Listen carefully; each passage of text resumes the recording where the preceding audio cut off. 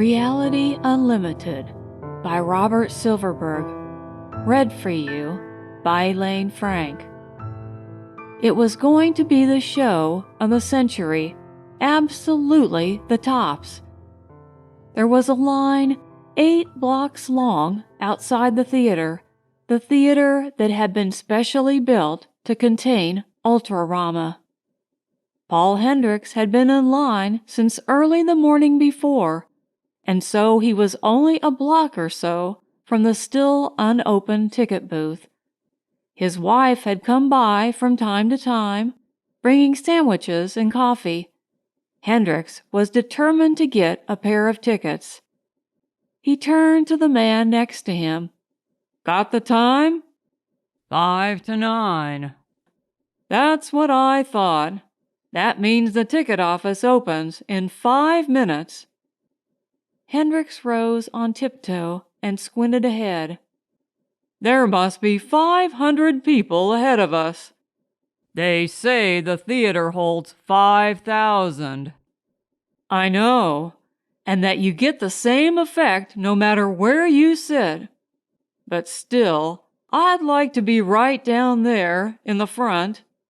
The other man nodded. That goes for all of us. Hendricks grinned. "You know, this is the first time I ever heard of an opening performance being managed right. I mean, thrown open for public sale instead of being reserved for bigwigs." Damned public-spirited, the other agreed. Suddenly, the line began to edge forward. "They're selling tickets." The booth is open. About an hour later, Hendricks plunked down his $20 before the efficient-looking girl in the ticket cage and was handed a bulky envelope. "These my tickets?" "That's right, sir." A little puzzled but happy, he turned away and dug in the envelope. He pulled out, not the familiar pasteboards, but 2 costly-looking, sumptuous, engraved invitations on thick, stiff paper. They said, "You are invited to the first showing anywhere in the world of Ultrarama, the sensational new film process realer than life. Wednesday, April 25th, 1973, at 8 p.m. Clutching the invitations as if they were his leases on life, Hendricks stepped into the quick trans and moments later stepped out again just outside the door. His wife was waiting for him with an expectant look on her face. "Did you get them?" "I sure did. 2 engraved invitations at $10 a throw." "They'd better be worth it," she said, anxiously. "Didn't you see that line when you brought me breakfast? 8 blocks. Hundreds and hundreds of people, all trying to get to see the first performance." "That doesn't mean a thing," she said. "After all, no one's ever seen the complete movie." "It's not a movie," he corrected. "All right, the complete whatchamacallit. No one's ever seen the complete thing. Not even the people who made it. So how do you know it's good?" "Believe me, honey, this is going to be the greatest ever."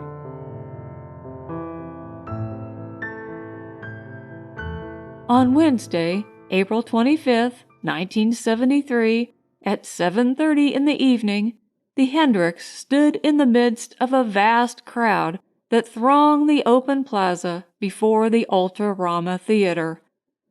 The theater itself was a towering edifice that had been built just for this production. It was one of the world's most impressive buildings. All right, a policeman shouted. "Ticket holders, come this way. The rest of you, stay back." They cleared a channel through the mob, and the Hendricks, along with several hundred other early arrivees, followed along to the door of the vast theater. "What are all these people doing here?" Mrs. Hendricks asked.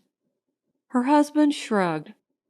Maybe they plan on crashing the gate, or possibly they think there may be some tickets left. I tell you, we're awfully lucky to be where we are right now. He extended the invitations to a tall, haughty-looking doorman in a resplendent uniform. The doorman merely nodded and gestured them inside. Don't they tear up the tickets? Not on opening night, Hendricks said. They're letting us keep them as souvenirs. They stepped inside and found themselves in a vast, almost boundless vestibule carpeted with deep pile synthofoam of a lush purple color.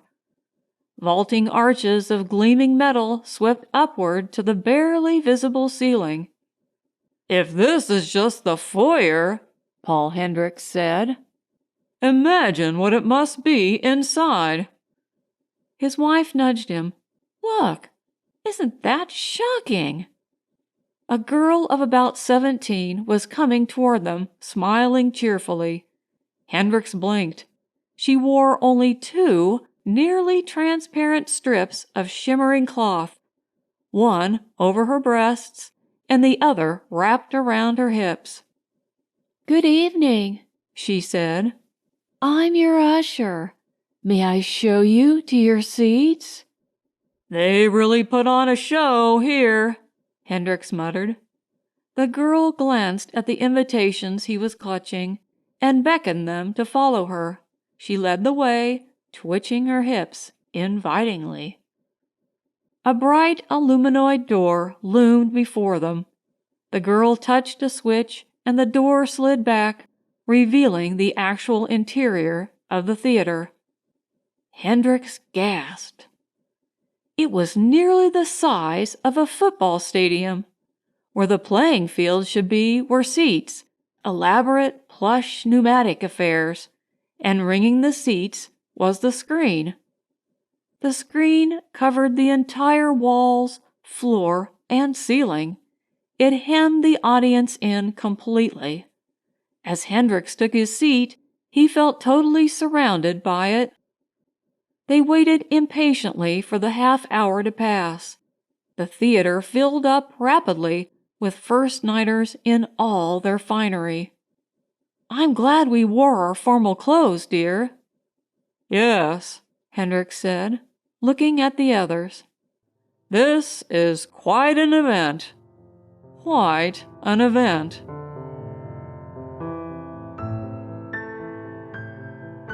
The theater was totally filled by 8 p.m. sharp. The corps of near-nude usherettes performed their job swiftly and efficiently. And suddenly a voice said, Welcome to Ultrarama. It was a cultured, soft female voice, and it came from so close to him that he glanced in surprise at his wife. But she was looking at him. She had heard the voice too. It continued, You are about to witness the most spectacular form of entertainment ever conceived by the mind of man. 12 years of concentrated work went into producing what you are about to see, and no one but you will experience it. Each of you will be taking part. Each of you will, as the series of scenes we have assembled unfolds, be caught up in the reality of Ultrarama, the realer-than-reality, ultra-reality of Ultrarama. Shall we begin? The lights in the theater dimmed, and the vast screen came to life. It was incredible. And they were in Africa. The huge plains of South Africa opened out before them. Hendricks turned his head, looking around in astonishment. The audience seemed to have disappeared. He was alone. Alone in a world of yellowing grass and strange thick trees, a flat world where death could strike at any moment. In the distance he saw 4 grotesque shapes, giraffes, moving along in their ungainly but yet tremendously rapid way, their long necks projecting stiffly from their bodies. He repressed a chuckle. And then a low growl made him jump. He backed against a rough-barked tree and felt sweat cascade down his body as a tawny shape sprang from behind a twisted shrub, pounced on one of the giraffes, smashed the fragile neck with a fierce swipe of a paw. The lioness! Sudden death springing from nowhere, a bright streak that brought violence. Hendricks looked around uneasily. The giraffes had fled. The lioness was dragging her kill into the underbrush. The warm smell of death was in the air. That and the buzzing of green-eyed flies an inch long. Perched on a scrawny, almost leafless tree were hooded, ugly shapes. Vultures? Are they waiting for me? This was too real. This was unbearably real. A herd of gazelles came bounding out of the background, relieving some of the tension. The lovely creatures seemed to float along, touching the ground only at occasional intervals. Behind them marched the dull gray bulks of a herd of elephants, shambling with a ponderous gait. This was Africa. This was the real thing, Hendricks told himself. It wasn't a show. Through some magic, the Ultra-Rama people had actually sent him here. He moved away, investigating. A sluggish black stream wound through the jungle. Curious, Hendricks walked toward it. Dark logs lay strewn almost at random in the shallow muddy water at the sides of the stream. But as he watched, one of the logs yawned, showing a double row of deadly teeth, and slid sleepily off into deeper waters. Crocodiles! Death threatened everywhere in the jungle. Monkeys chittered overhead. Bright plumaged birds flapped from tree to tree. Hendricks felt the heat. His nostrils drew in the smell. This was real. He wondered if it would ever end, if he would ever return to his neat little city apartment and to his wife and children. He glanced away from the stream, looked up at the sun blazing in the bright blue sky, and abruptly Black Death came roaring at him from a tree. Hendricks had just a moment to recognize it. A leopard, black, sleek, moving with the easy grace of a machine designed for killing. He toppled backward under the impetus of the beast's furious attack, smelled the soft, musky smell of the killer. Then claws reached for his throat. Hot barbs of red pain shot through him. He screamed out, fought, tried to hold the snapping jaws away. No, no! It isn't real! Get away from me! And in that instant, Africa vanished.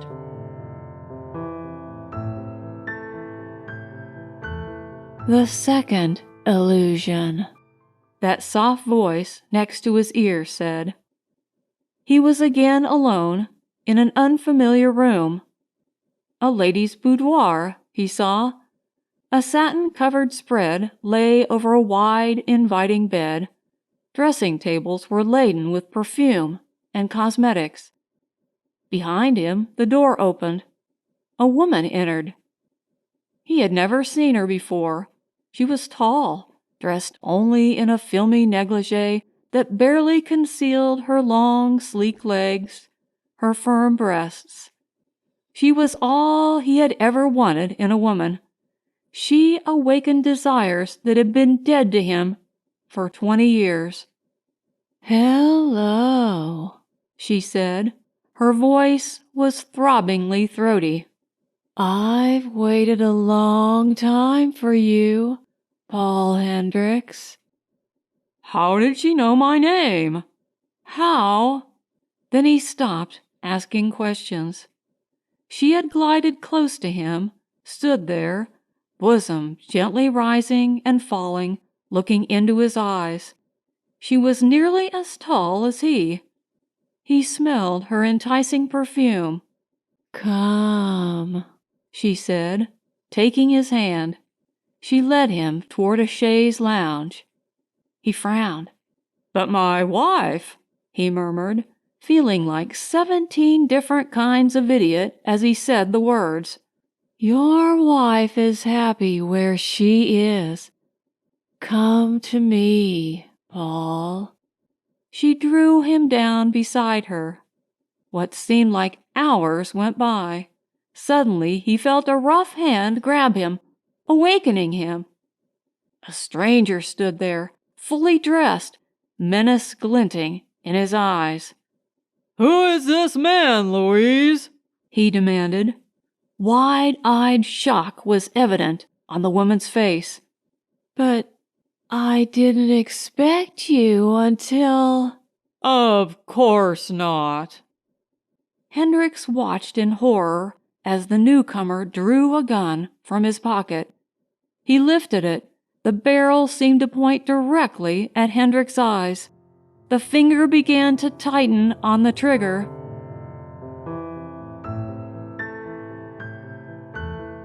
"The third illusion," said a soft voice. And he was holding a billowing net and a strange 3-pronged weapon. The sound of a roaring multitude reached his ears. He blinked, orienting himself to the new illusion, and saw that he was in an immense stadium.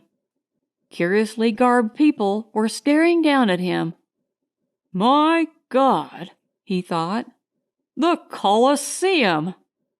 And even as the thought of recognition burst upon him, he saw his opponent advancing over the bloody sand. It was a swarthy, broad-shouldered man in a leather tunic, wielding a short, thick sword. Swordsman against netman. It was deadly. Deadly. Hendricks knew enough history to be aware of what was expected of him. He had to ensnare the swordsman in the net and kill him with a trident before that fierce sword could pierce his heart. It was anything but an equal contest, but with proper agility. The sword flashed on high. Desperately, Hendricks parried it with the hilt of his trident and whirled the net through the air. The swordsman laughed and leaped back. Hendricks advanced, looking for an opening. The roars of the crowd were deafening. He swung the net tentatively, readying himself for the cast. Tired muscles throbbed in his arms and thighs. The swordsman retreated deftly, smiling. He looked confident. Hendricks began the cast. Suddenly the sword flashed again. It was a lightning-fast attack. Hendricks managed to get the trident up to protect himself. The impact sent pain coursing up his arm, and numbed, he dropped the 3-pronged weapon. Laughing jovially, his opponent kicked the trident far across the stadium and advanced with the sword. Hendricks knew what he had to do. He dropped to his knees before the advancing swordsman and gestured toward the audience. The swordsman nodded. He lifted the sword, held it over Hendricks' head, and looked up at the grand dais. Hendricks looked up as well. The thumbs were down, emphatically so. The sword began to descend.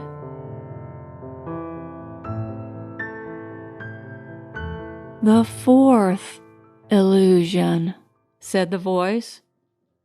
He was racing madly down the Indianapolis Speedway, bobbing along at nearly 150 miles an hour in a flimsy-looking little racing auto. Blurs whizzed by on all sides. Ahead of him, he saw a car suddenly swerve into the embankment and burst into a mass of flames. With desperate urgency, he yanked on the wheel, tried to avoid the pileup, and failed. He felt his car going end over end into the air and shut his eyes, waiting for the explosion that would follow. "The fifth illusion," the voice said. He was in a prehistoric jungle. Strange, stumpy trees were all around. Lush vegetation. A slow-moving beast of immense size was thundering away from him, its tiny head close to the ground, snapping up vegetation without cease.